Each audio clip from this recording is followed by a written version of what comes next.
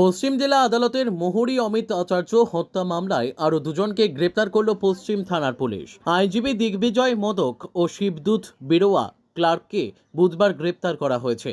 এদিন সকালে উজান অভয়নগর ও ইন্দ্রনগর মুসলিম পাড়া থেকে তাদের গ্রেপ্তার করা হয়। এ পর্যন্ত এই মামলায় মোট 6 জনকে গ্রেপ্তার করা হয়েছে। এর আগে গত 3রা এপ্রিল আইনজীবী রাজেশ সরকার ও মোহরি রাজীব দেবকে গ্রেপ্তার করে পশ্চিম থানার পুলিশ। গত 5ই সেপ্টেম্বর আগরতলা পশ্চিম জেলা ও দায়রা জজের আদালত চত্বরে অমিত আচার্য নামে এক মোহরিকে বেশ কয়েকজন আইনজীবী এবং ক্লার্ক মিলে মারধর করেছিল।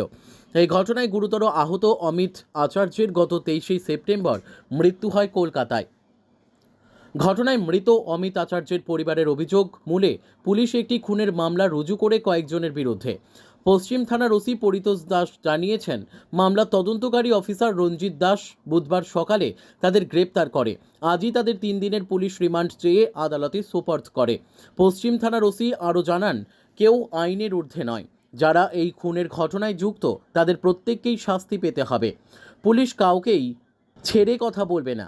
আইনজীবী গোপাল সিং দীর্ঘদিন ধরেই পলাতক ছিল। অবশেষে ওই হত্যাকাণ্ডে জড়িত গোপাল সিংকে গ্রেপ্তার করে পশ্চিম আগরতলা থানার পুলিশ। এরপর আইনজীবী অনির্বাণ তলাপাত্র, পরে রাজেশ সরকার ও মোহরি রাজীব দেব একে একে সকলেই ধরা পড়বে। এদিকে বুধবার ধৃতদের আদালতে তুললে তাদেরকে 3 দিনের পুলিশ রিমান্ডে পাঠায় আদালত। গত 5/9/2023 তারিখ আগরতলা ডিস্ট্রিক্ট অ্যান্ড সেশন কোর্টে অমিত আচার্য নামে একজন মোহরিকে আক্রমণ করা হয়, তার উপর মারধর করা হয়।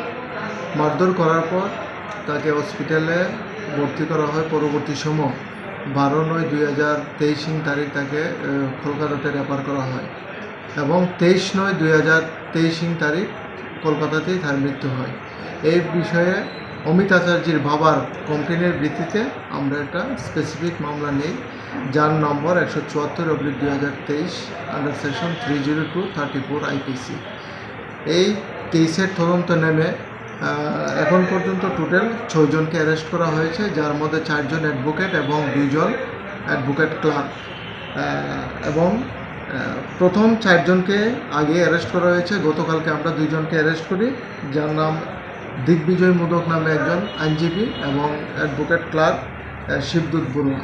তাদের 2 জনকে আমরা কোর্টে পাঠাই এবং তাদেরকে পুলিশ রিমান্ড নিয়ে আমরা তদন্ত করছি। কতদিন পুলিশ রিমান্ড মঞ্জুর করা হয়েছে?